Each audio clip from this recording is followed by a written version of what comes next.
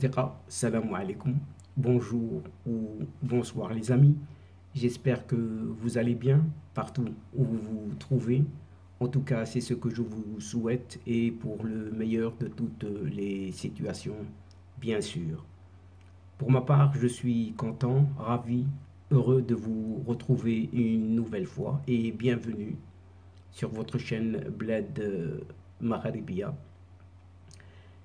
Et merci de nous recevoir chez vous et parmi vous à travers cette 331e vidéo qui vient vers vous pour vous proposer votre CQFD habituel, c'est-à-dire ce qui fait la petite discussion entre nous à chacune de nos rencontres.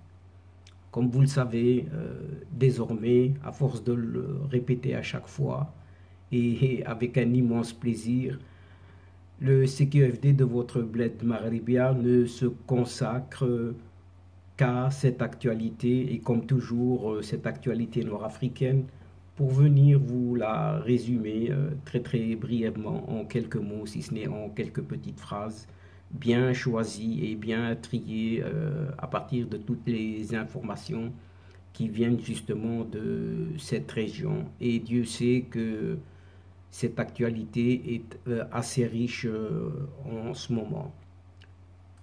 Et c'est pourquoi ce CQFD, le présent CQFD, se consacre, une fois n'est pas coutume, à cette guerre en Ukraine. Oui, et ses conséquences, bien entendu. Avec un monde qui se réveille bouleversé, tout à fait bouleversé. Et cette émergence d'un tout autre ordre, si ce n'est un tout autre désordre.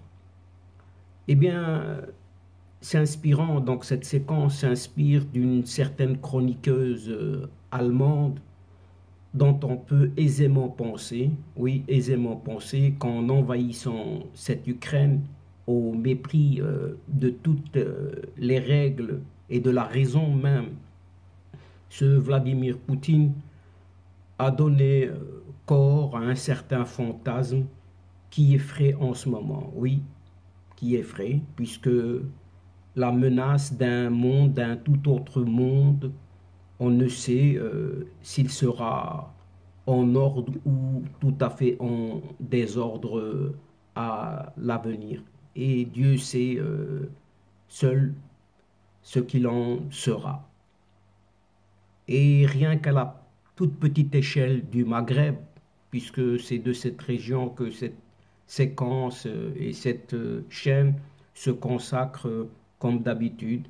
Donc, rien que sur cette toute petite échelle du Maghreb, concernant cette même guerre ukrainienne, eh bien, le principal concurrent russe de cet office chérifien des phosphates, cette OCP, s'éloigne. Oui, eh bien ce concurrent s'éloigne, ce concurrent russe s'éloigne du marché européen. Avec également cet effondrement de cette monnaie russe, ce rouble, avec également les retards de paiement, toutes ces nouvelles sanctions économiques, tous azimuts qui se sont multipliés contre la Russie, notamment l'exclusion de nombreuses banques de la plateforme interbancaire, cette fameuse SWIFT, entre autres, inquiètent les exportateurs marocains d'agrumes, cette fois-ci d'agrumes.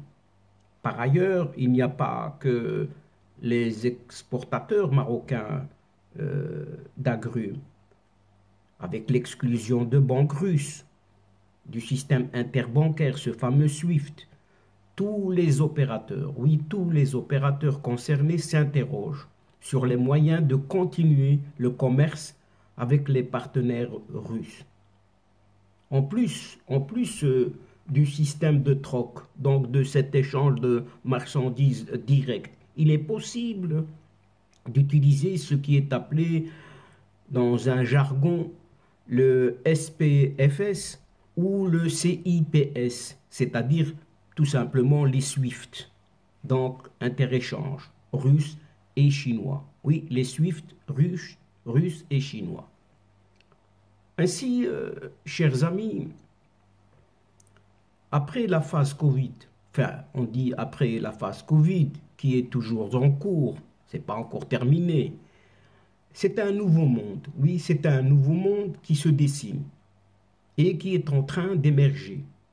C'est le moins que l'on puisse dire, avec cette nouvelle guerre en Ukraine, qui est l'œuvre involontaire de ce Vladimir Poutine, ce président mentalement déréglé par 20 ans de solitude et de pouvoir absolu. En lançant une offensive armée contre un pays démocratique sur le continent européen, en violation de toutes les règles du droit international, eh bien, on peut le dire clairement, oui, on peut le dire que ce dictateur russe a fini par générer, par sa guerre même, le scénario paranoïaque et fantasmé dont il avait fait un faux motif de guerre. Oui, une excuse, un prétexte. Mais ce projet, le projet d'adhésion de cette Ukraine à l'organisation transatlantique Nord, cette OTAN, n'a jamais eu de réalité en quelque sorte. Mais la menace de l'OTAN pour la Russie, inexistante, cette menace est imaginaire, prend soudain forme l'invasion de l'Ukraine par toujours ce Vladimir Poutine qui a réveillé cette organisation, cette OTAN assoupie, somnolent même dans l'état de quasi-mort cérébral qu'avait dénoncé déjà ce président français Emmanuel Macron. Eh bien, elle a réveillé, elle a provoqué la présence de quelques troupes militaires à ses frontières dans les pays de l'Alliance Atlantique. La guerre a renforcé la solidarité, soi-disant, d'une Union européenne que ce Vladimir Poutine, en maître du Kremlin, estimait pour lui à juste titre cette organisation transatlantique tout à fait désunie et dont les États membres étaient prêts à s'écharper même au moindre prétexte. Le Parlement européen, cette fois-ci, a soutenu la demande de l'Ukraine d'être déclarée candidate pour adhérer à l'Union européenne, au détriment d'autres pays qui en avaient fait la demande et qui ont été d'abord gelés puis refusés par après. Et aujourd'hui, les tabous tombent, oui, chers amis, les tabous tombent les uns après les autres, puisque pour la première fois, cette Union européenne finance l'achat et la livraison d'armes létales à un pays attaqué, soi-disant. À l'exemple de cette Suède, oui, la Suède rompt sa tradition de neutralité et livre des armes à l'Ukraine. Et même la Suisse, oui, même la Suisse le fait à sa manière en reprenant intégralement les sanctions de cette Union européenne contre la Russie, y compris son président, et le gel de tous les avoirs. L'Alliance occidentale, oui, donc cette OTAN, et l'Union européenne en particulier, se trouvent actuellement unis. En tout cas, c'est l'image qu'elles essayent, ces deux organisations, ces deux institutions en tout cas, se trouvent dans l'image d'être unies. Alors, elles ne l'avaient jamais été.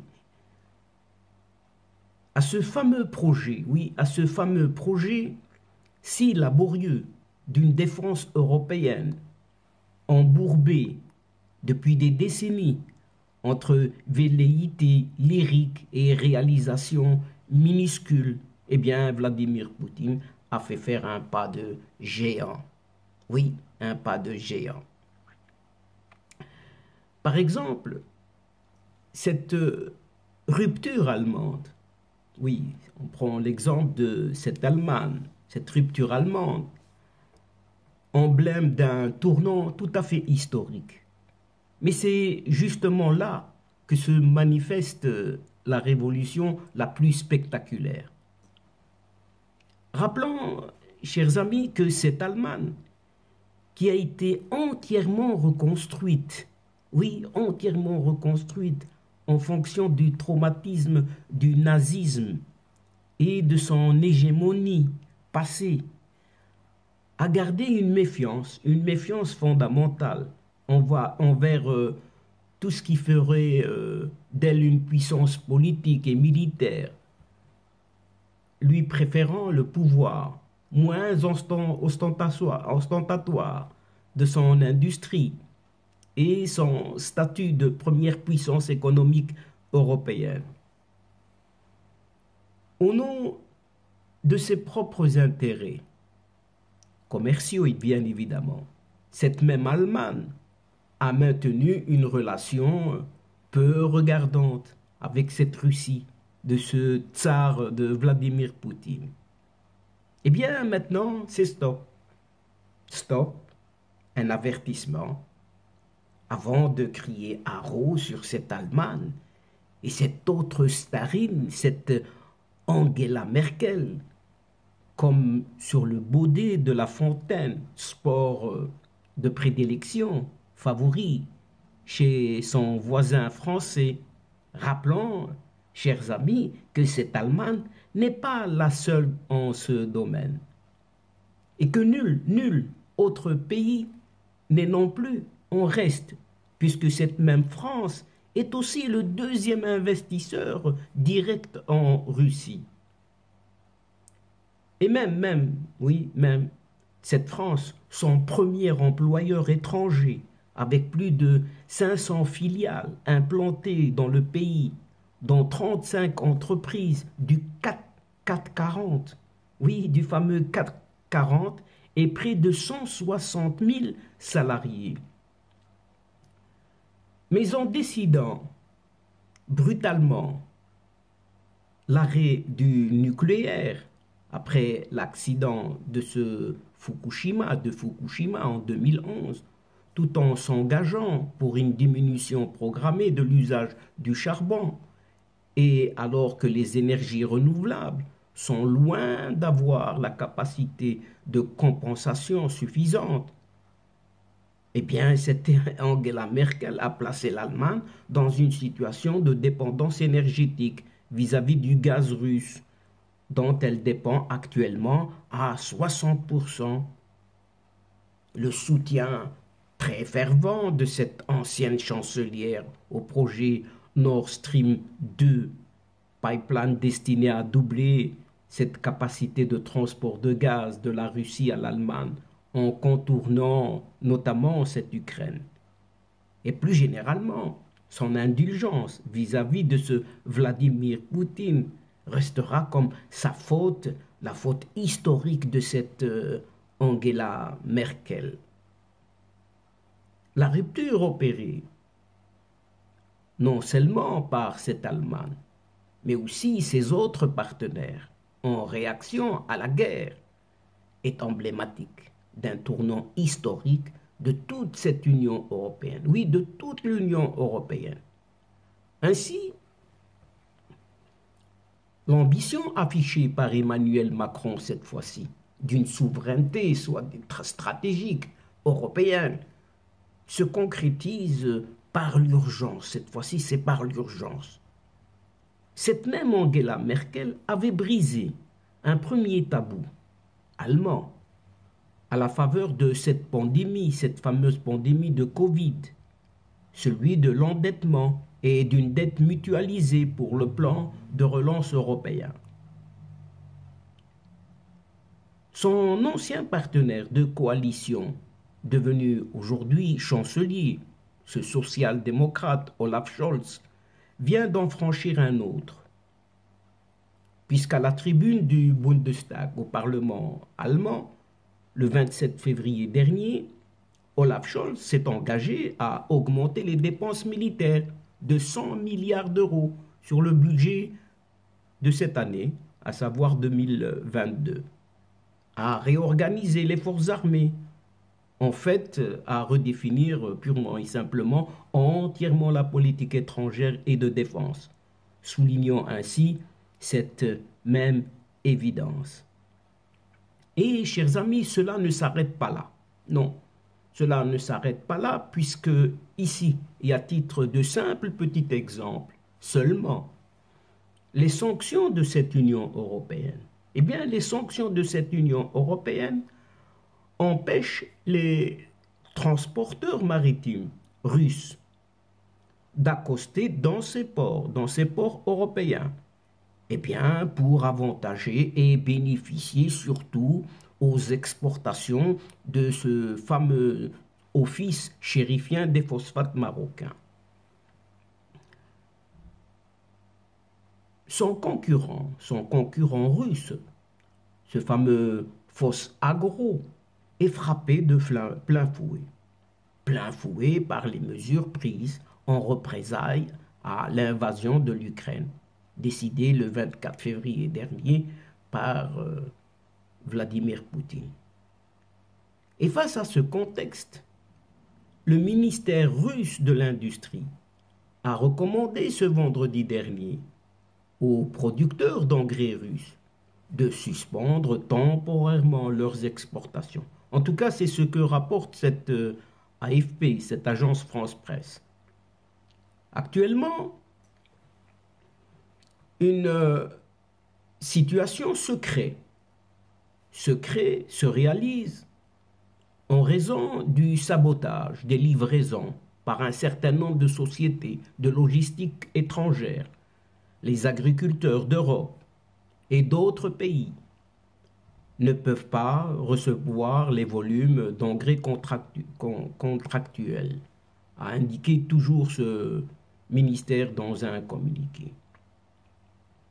Et cette recommandation est en vigueur jusqu'à ce que les transporteurs reprennent le travail régulier et fournissent des garanties pour la mise en œuvre intégrale des livraisons à l'exportation d'engrais russes. C'est ce que précise toujours la même source, mais on ne précise pas jusqu'à quelle date, jusque quand. Et cette suspension, justement, se traduira par une nouvelle hausse des prix des engrais sur le marché mondial. Et fort probablement, une aubaine pour cette OCP, c'est-à-dire l'Office chérifien des phosphates marocains. Mais à quel prix? Au niveau des cours actuellement qui grimpent au niveau mondial. Outre cette OCP, justement, il y a des ports. Oui, des ports des régions sud du Maroc. Oui, qui pourraient bénéficier des sanctions européennes prises contre les navires marchands battant pavillon russe qui accostent traditionnellement aux îles Canaries, à Agadir, l'Ayoun ou Dakhla.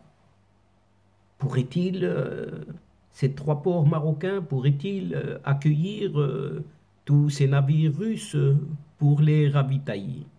Là aussi est une question qui reste posée, chers amis. Mais quant aux exportateurs, cette fois-ci d'agrumes, oui, les exportateurs marocains d'agrumes, ils sont sous forte tension également. En effet, après avoir été confrontés à l'envolée des taux de fret et au manque d'irrigation pendant la période de croissance des fruits, qui a eu des répercussions sur l'agrumiculture. Les producteurs subissent actuellement les répercussions, cette fois-ci, des sanctions contre la Russie, ainsi que les mesures drastiques annoncées par ce Vladimir Poutine. Et on ne sait pas jusqu'où il ira, ou en quoi il veut en venir. Mais en tout cas, il essaye de soutenir son rouble, cette monnaie, sa monnaie, qui est en plein dégringolade. La campagne d'exportation des agrumes en Russie est pratiquement terminée. Oui, la campagne d'exportation des agrumes est terminée. Presque 30% des exportations marocaines de ces fruits, lesquelles sont supérieures à 540 000 tonnes, et 50% des exportations de clémentines, rien que des clémentines, volume total de 250 000 tonnes. Avec cette variété qui est dénommée Nour, de 60 000 tonnes, sont absorbés uniquement par ce marché russe. Pour ce qui est des exportations marocaines de tomates vers la Russie, elles sont en chute libre depuis 4 ans en raison des exigences du service fédéral russe de surveillance phytosanitaire, explique une autre source à l'Association des exportateurs d'agrumes du Maroc. Et ce même interlocuteur explique qu'entre 2018 et 2020, la Russie a réussi à agglomérer en moyenne plus de 1,3 milliard de dirhams des envois d'agrumes du Maroc. En 2021, rien qu'en 2021, la valeur des exportations marocaines d'agrumes vers la Russie s'est élevée seulement à quelques 444 millions de dirhams, un peu moins de 44 millions d'euros. Avec le retrait de la Russie de la plateforme interbancaire, ce SWIFT donc, permettant le transfert fluide et rapide d'argent par-delà les frontières, et la décision de Kremlin d'interdire aux opérateurs économiques russes tout transfert d'argent vers l'étranger, eh bien, les exportateurs marocains risquent d'avoir du mal, à se faire payer. En tout cas, c'est ce que détaillent plusieurs interlocuteurs, qui se disent toutefois, entre guillemets, rassurés, puisque le Maroc a pu diversifier ses clients étrangers au cours de ces dernières années. La campagne des exportations est bien avancée, et grâce à la diminution des expéditions vers la Russie et la diversification des clients étrangers, le Maroc a pu éviter le pire et les exportateurs marocains pourront se consoler par le fait qu'ils soient moins exposés que leurs concurrents. Font observer toujours ces mêmes interlocuteurs.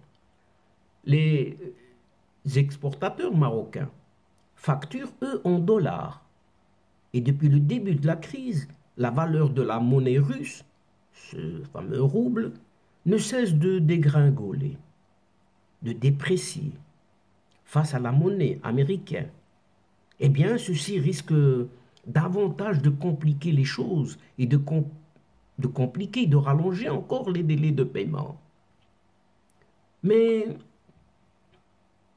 chers amis, tous les acteurs du secteur financier, les exportateurs, les spécialistes du commerce international, tous sont dans l'expectative, ils attendent. Tous attendent de voir les premiers effets suite à la décision des pays occidentaux d'exclure la Russie du système bancaire SWIFT, Society for Worldwide Interbank Financial Telecommunication. Pour le moment, nous n'avons encore reçu aucune notification de la part de notre direction générale sur l'arrêt des transactions avec la Russie, malgré ce qui est annoncé dans les médias, indique un responsable d'une agence bancaire. Même si les transactions avec de nombreuses banques russes deviennent impossibles, une fois cette mesure d'exclusion effective, il y a lieu de noter que ce ne sont pas tous les établissements russes qui sont concernés pour le moment par ces sanctions. Ce n'est en effet pas encore le cas pour les puissantes banques que sont les banques russes donc, que sont Sberbank et Gazprombank. Mais une fois ces mesures notifiées, quel serait le plan B? Oui, quel serait le deuxième plan qui pourrait sortir des tiroirs pour continuer de commercer avec la Russie depuis le Maroc, en sachant que le royaume marocain n'a pris aucune mesure restrictive vis-à-vis de Moscou. Là aussi, et c'est une question primordiale pour l'économie et le commerce. Par exemple, chez les banquiers, on préfère être prudent. Le SWIFT, ce fameux SWIFT, est l'unique système qui existe à notre niveau. Le Maroc n'utilise que le SWIFT, puisque ce responsable d'agence bancaire. Mais cette position n'est pas partagée par les grands habitués du système de commerce international, puisqu'il existe plusieurs manières de continuer à commercer avec la Russie. Il y a d'abord ce fameux système de troc, échange de marchandises. Il consiste à échanger des produits, par exemple du gaz contre des agrumes. Bien avant la Russie, eh bien l'Iran, oui, l'Iran a pendant longtemps tenu face aux sanctions occidentales avec ce système. Note cet ancien haut fonctionnaire de la Banque africaine de développement, cette fameuse BAD, Mohamed Hamidouche. Et Mohamed Hamidouche tient toutefois à souligner que tout est question de décision politique dans cette affaire. Et pour l'heure, le Maroc s'est contenté de rappeler le respect de la souveraineté des États membres de l'ONU. Dans ce sens, cet analyste financier et économique, c'est Cheikh Fatma Diop, voit plusieurs autres moyens pour les pays qui le désirent de continuer à commercer avec la Russie. Depuis les sanctions occidentales consécutives à l'annexion de la Crimée en 2014, la Russie a développé son propre réseau de messagerie interbancaire, une alternative en quelque sorte au SWIFT, dénommé le SPFS, Système de transfert de messages financiers, dont sont membres une vingtaine de banques. Et ce fameux SPFS, à en croire cet expert, ne cesse de s'améliorer depuis sa mise sur pied. En plus des frais de transaction en baisse, ce système offre quelques possibilités de contournement. C'est donc là une petite fenêtre, que les exportateurs marocains peuvent exploiter pour continuer à échanger avec leurs partenaires russes. Enfin, chers amis, à l'heure où la Chine, oui, cette Chine, apparaît comme un partenaire de poids pour des pays comme le Maroc, il y a lieu de noter que Russes et Chinois se dirigent vers des synergies de leurs plateformes financières. Et ce fameux SPFS russe tend ainsi à soutenir et profiter du CIPS utilisé par la Chine. De quoi rassurer les exportateurs marocains, car il faut le rappeler, le Maroc est le premier partenaire commercial de cette Russie en Afrique. Rien qu'au premier semestre 2021, nous avons assisté à une dynamique positive, plus confiante. Si les exportations de la Russie vers le Maroc ont affiché une augmentation d'environ 20%, les exportations du Maroc ont également été positives. En conséquence, le commerce bilatéral entre ces deux pays a augmenté de 13% et s'est élevé à près de 670 millions de dollars. Se félicitait déjà récemment ce chef de la commission commerciale de la Russie lui-même. Et par conséquent, chers amis, pour conclure ici, notre monde est entré en plein bouleversement, mais bouleversement qui nous mène vers une nouvelle ère, oui, une nouvelle époque. Et on ne sait lequel ou laquelle, un nouveau temps, mais on ne sait lequel finalement. Et donc, chers amis, chers adeptes de la chaîne, c'est ici que prend fin cette séquence en prenant congé de vous, mais néanmoins, nous espérons vous retrouver très très bientôt avec un grand plaisir pour vous relater d'autres thèmes lors de prochaines vidéos de votre CQFD, c'est-à-dire de ce qui fait discussion entre nous à chaque fois. Un tout grand merci pour votre confiance, votre fidélité et votre patience de nous suivre et de nous écouter jusqu'au bout des séquences. Mais ces séquences attendent un soutien, une aide de votre part en nous encourageant. Mais néanmoins, ne nous oubliez pas de nous aider en vous y abonnant très très nombreux afin d'être informés rapidement et ce en toute primeur bien sûr. Mais aussi, n'hésitez pas, surtout pas, de partager autour de vous au grand maximum les séquences vidéo de votre chaîne. Pour moi, il ne me reste plus qu'à vous dire au revoir les amis. L'asdiqa, salamu alaikum wa rahmatullah wa barakatuh. À la prochaine fois et à bientôt. Ila liqa fi hissa ukhra, inshallah. Ma'a salama.